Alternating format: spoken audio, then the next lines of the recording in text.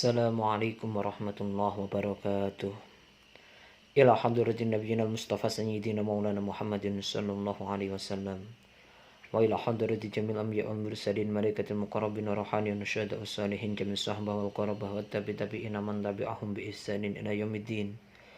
Masyikhina ajdadina jaddatina as-sabiqin alaina mu'alif kutubina man ajazani man ajazahu ila mutawassan hadrati man alafadil kitab syai'un lillahi lahumul fatihah. Bismillahirrahmanirrahim. Iyyaka na'budu wa iyyaka nasta'in ihdinas siratal mustaqim.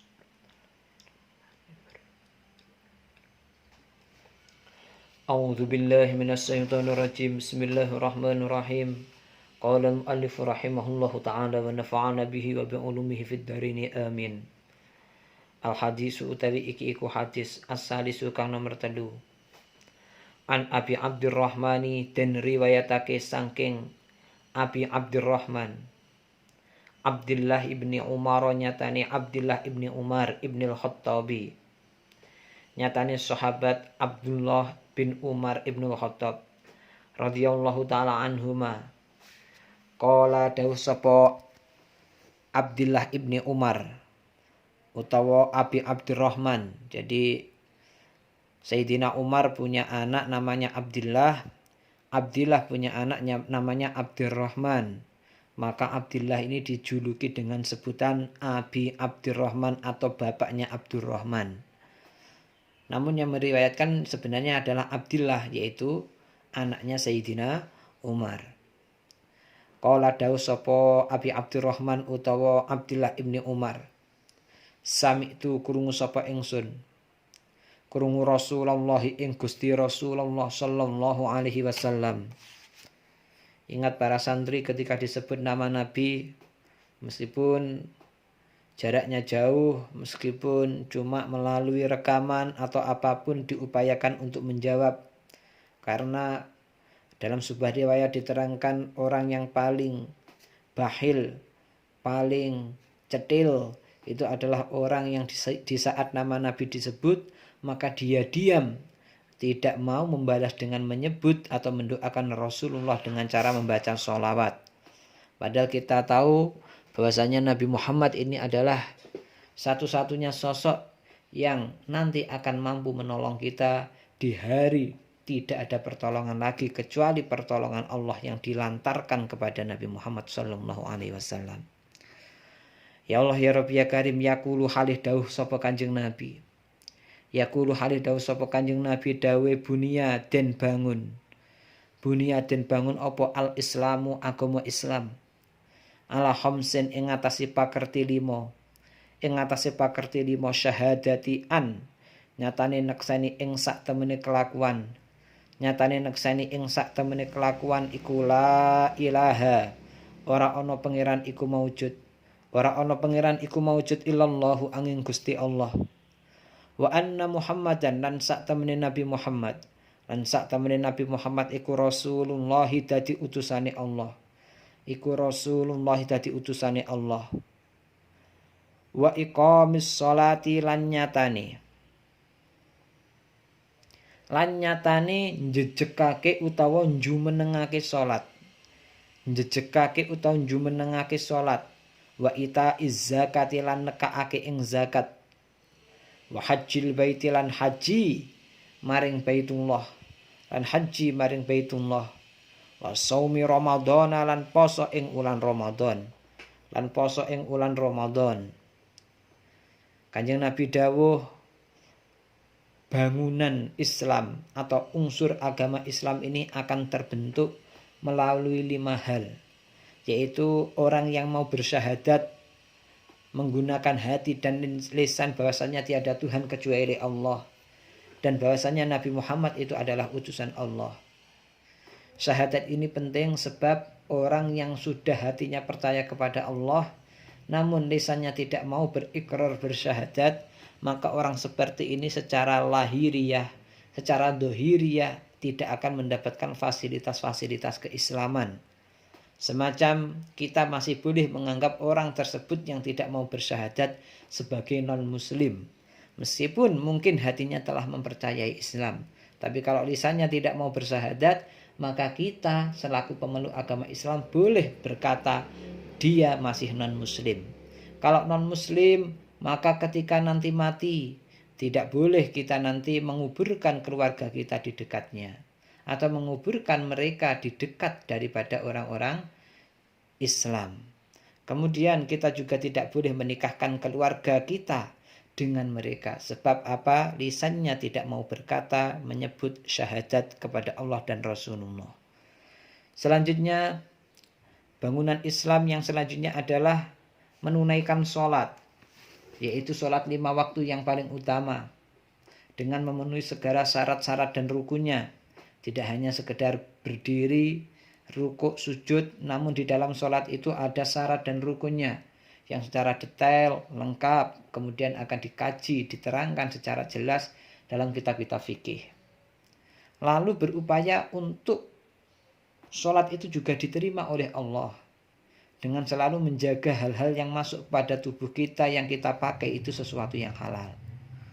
Wa ita'iz zakah, menunaikan zakat. Kita tahu sendiri zakat itu ada 2, ada zakat fitrah, yaitu yang ditunaikan di bulan Ramadan dengan ukuran dan takaran tertentu, dan juga ada zakat mal, yaitu zakat harta. Di bulan Ramadan seperti ini sejak hari pertama, orang sudah boleh menunaikan zakat, membayar zakat. Kadar zakat sendiri banyak versinya. Ada ulama yang berkata 2,5 kilo beras. Ada yang berkata 2,7 atau 2,8. Ini akan saya terangkan, semoga nanti juga difahami oleh keluarganya juga, bahwasanya kalau di pondok keluarga Pak Kiai di sini lebih memilih pendapat yang mengatakan kadar daripada zakat fitrah adalah 2,7 kilo. Dan lalu biasanya Pak Kiai ini memenuhinya sampai 3 kilo yang dibuat untuk menzakati beliau sendiri dan juga keluarganya dengan niat-niat tertentu. Kemudian kalau orang tua mau menzakati anak, ini tidak cukup hanya sekedar dikeluarkan saja, namun juga harus diniatkan. Jatah beras yang disisihkan itu diniati oleh anaknya yang pertama. Semacam saya ambilkan zakat ini 3 kilo atau 2,7 kilo untuk saya sendiri. Lalu ngambil lagi 2,7 kilo diniatkan atas nama anaknya yang pertama. Ambil lagi 2,7 kilo diniatkan atas nama anaknya yang kedua. Ini bisa. Dan lebih baik apabila di saat menyisihkan beras atau bahan yang akan dizakatkan itu keluarganya diajak kumpul, lalu dikemasi 2,7 kilo per kresek, dan kemudian oleh kepala keluarga dibimbing untuk berniat zakat. Wahajjil baiti, kemudian juga orang harus berupaya untuk bisa mampu menunaikan ibadah haji kepada Baitullah dan juga puasa Ramadan. Rawahu ngriwayatake ing hadal hadis. Ngriwayatake ing hadal hadis sapa Al-Bukhari Imam Bukhari wa Muslimun dan Imam Muslim. Al hadisu utai hadis Arabi ukang nomor 4 iku an Abi Abdurrahmani dan riwayatake saking Abi Abdurrahman. Dan riwayatake saking Abi Abdurrahman Abdullah nyatane Abdullah ibni Mas'udin radhiyallahu taala anhu. Kita tahu hadis nomor 4 dan hadis nomor 3 ini perawinya namanya sama-sama Abdullah. Anaknya namanya sama-sama Abdurrahman. Tapi yang beda bapaknya, yaitu yang satunya Ibnu Umar, yang satu Ibnu Mas'ud. Yang keempat ini namanya sahabat Abdullah ibni Mas'ud, termasuk sahabat yang paling pakar, paling ahli dalam dunia hadis.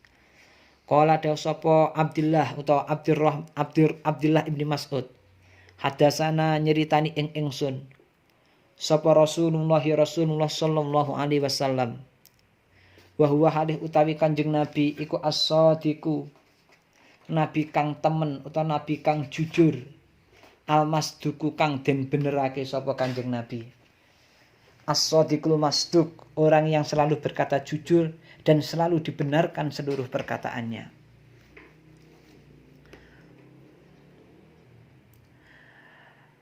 Ya Allah ya Rabbi ya Karim, dawe inna ahadakum sak temene salah siji sira kabeh iku yujma'u den kumpulake sapa ahad. Iku yujma'u den kumpulake. Iku yujma'u den kumpulake apa khalquhu kedadiane ahad. Fi badni ummihi ing dalem wetenge ibuke ahad. Ing dalem wetenge ibuke ahad arba'ina ing dalem mangsa 40. Arba'ina ing dalem mangsa 40. Apane yauman dinane nutfatan halih rupa mani nutfatan halih rupa mani sumayakunu nuli ana sapa ya Allah ya Rabbi ya Karim sumayakunu nuli ana apa khalqu sumayakunu nuli ana apa khalqu iku alaqatan rupa getih kempel misla zalika ing dalem padane mangkono arba'ina yauman ing dalem padane mangkono arba'ina yauman summa yakunu nuli ana apa khalqu ana iku mudhotan rupa daging kempel iku mudhotan rupa daging kempel misla dalika halih ngumpamani mangkono arba'ina yauman sumayur salu nuli den utus ilaihi maring ahad sapa al malaku malaikat fayang fahu mongko niup sapa malak wayuk maru lan niup fihi ing dalem ahad niup arruha ing ruh wayuk maru lan den perintah sapa ahad bi arba'i kalimatin kelan papat pira-pira kalimat bikat bi rizkihi nyatane kelawan nulis rezekine ahad wa ajalihi lan titi mongsone ahad atau durasi umurnya wa amalihi lan amali ahad wa syakiyun lan apa to utawi ahad iku wong cilaka naudzubillah min dzalik au sa'idun utawa wong kang bejo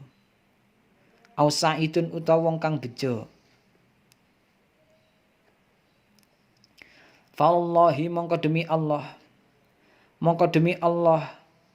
alladzi la ilaha kang ora ana pangeran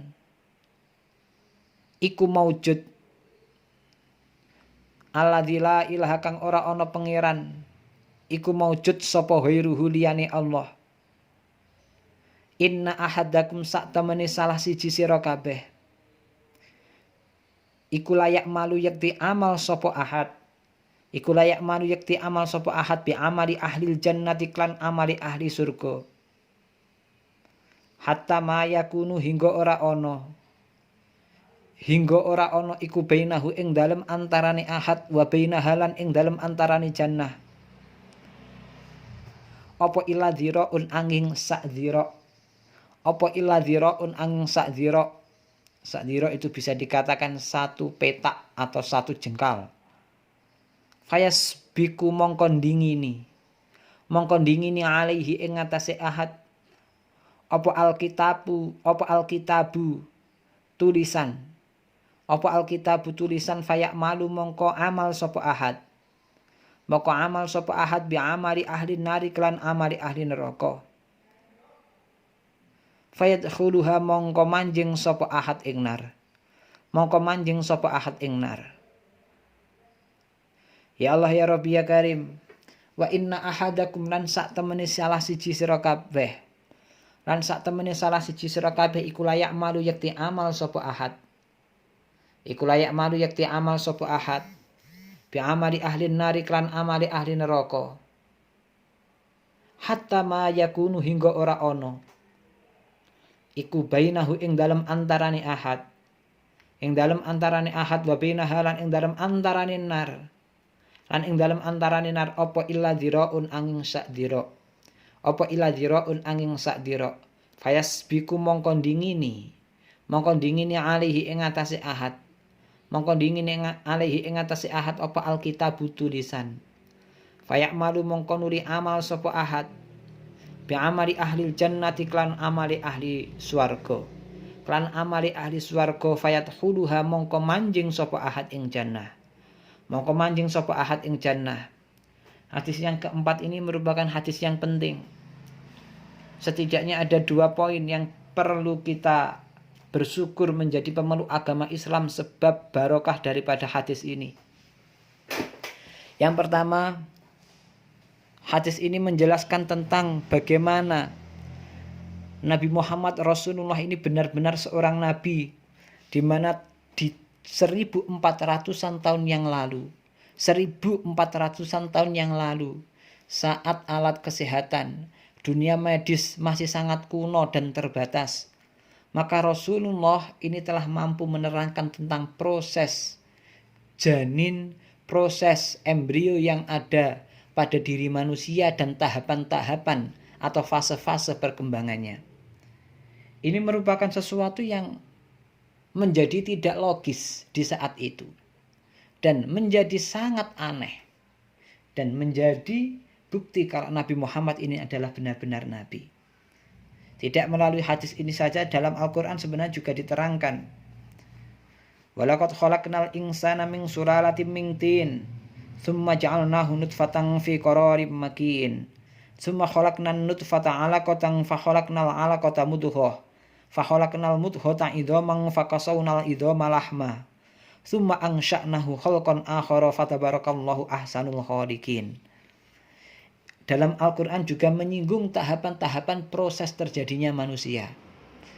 Dan para ilmuwan, pakar kesehatan dunia modern sekarang semua sepakat bahwasanya tidak mungkin di abad ke-7 seseorang mampu membuktikan secara ilmiah dan kedokteran bahwasanya proses terjadinya manusia mulai dari sperma sampai kemudian kelahiran itu seperti itu. Namun di sini Rasulullah baik melalui hadis dan Al-Qur'annya telah membuktikannya.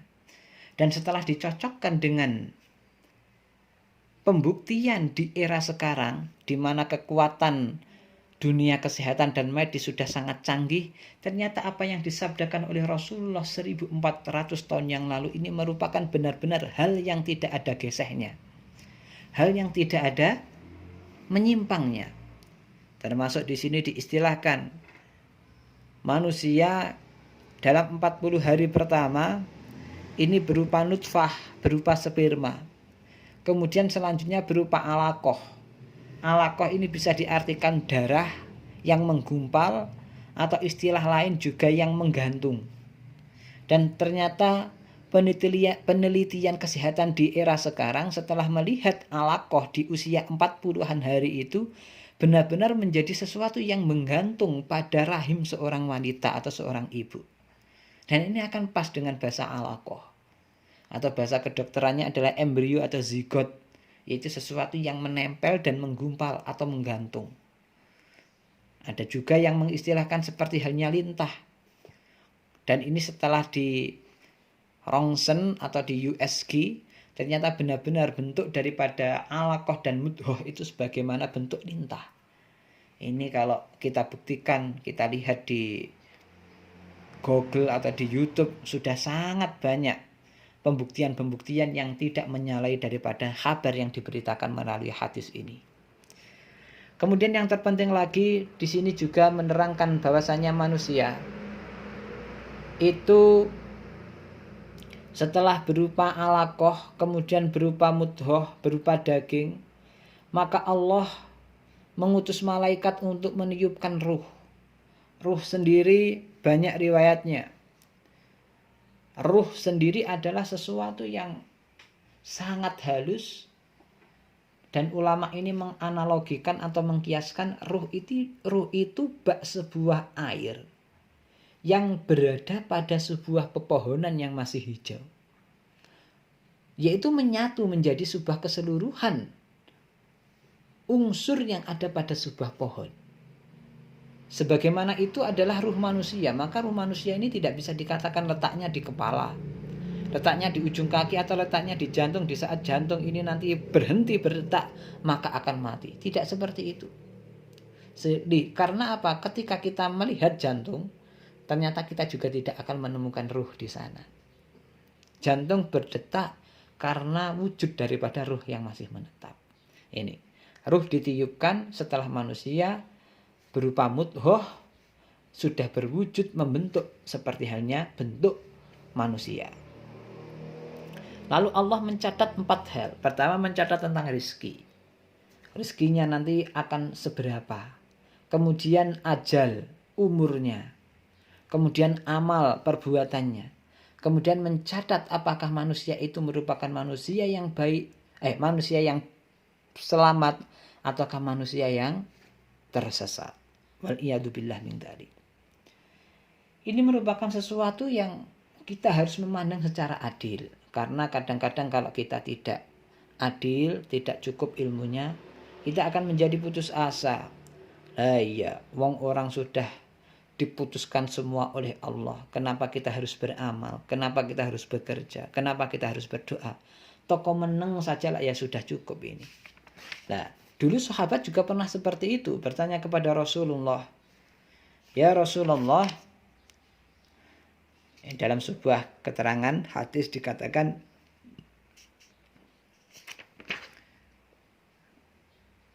ini ada sahabat yang berkata,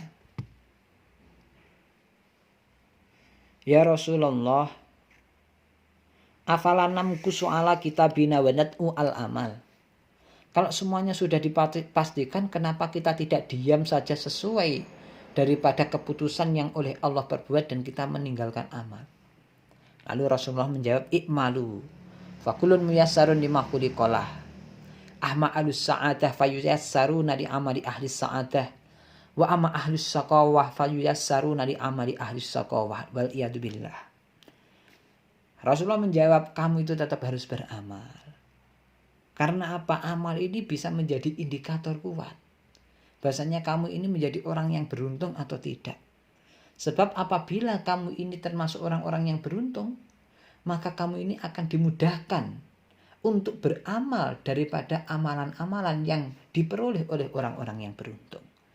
Namun kalau kamu ini adalah orang yang cilaka, yang tersesat, maka kamu akan lebih dipermudah untuk gampang melakukan amalan-amalan sesuai amalan-amalannya orang yang celaka.